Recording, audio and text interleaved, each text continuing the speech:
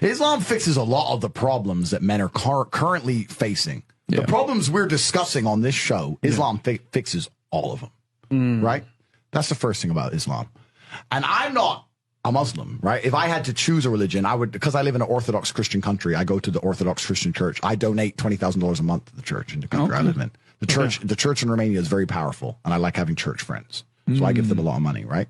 So I would guess I'm an Orthodox Christian. But if I had to bet on one religion as if I were betting on the stock market for the future, you have to bet on Islam. Because Muslims are intolerant. And I'm not saying that disrespectfully.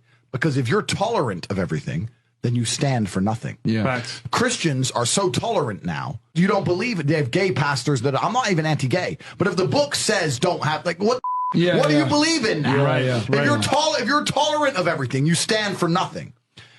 I can walk through London with a T-shirt saying Jesus is gay, and nothing will happen to me. If I did the same thing with the Islamic prophet, I'd be dead before I got to the end of the street. Boom. That's how much they believe and respect. And I respect people who stick up for what they believe in. It's not even about me believing in it. I respect them because they believe, and they will defend. Muslims are the only people who will defend their religion. They will defend their beliefs. They refuse to be mocked. They refuse to be insulted. And I respect that about them. I respect that. That's an amazing thing about them, right? And the third point is, and I've been all around the world, some of the best countries in the world today are the first world Muslim nations. Qatar, you can go to Qatar, you can fall asleep with $1 million on your lap in the middle of the street.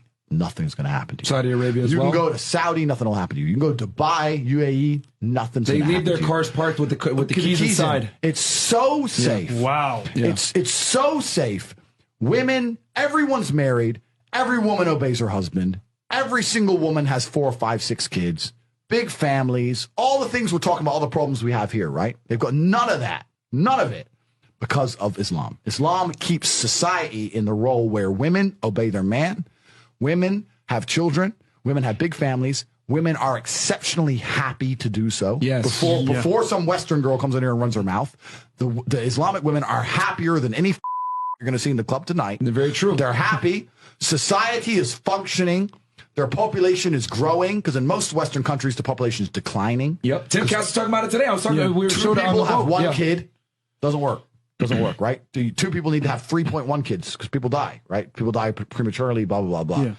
So we have population problems in the West. They have none of the population problems. Society is functioning. And that's what society is. Society starts at the smallest possible group. You have families, and families make a street, and that street makes a village, and that village makes a town, that town makes a city, and that city makes a country. So if it's broken at the very fundamental level, if its family level's broken, then it's broken the whole way up. Yep. And that's what's happened in the West. And the first world Islamic countries have none of those problems. So if you're going to talk about a belief system that fixes issues, you need to go to Islam. And I will say this that will fix everything. I just have absolute, even though I wouldn't identify as Muslim, I have absolute respect for the ideology, respect for the mentality, respect for the warrior aspect of it. I respect it. They don't play. They don't play. You can't insult their shit. But you can insult the church all day. You can make fun of it. There's a show on Netflix about a gay Jesus. That's a joke, right? Ha, ha, ha. And what do the Christians do? Nothing.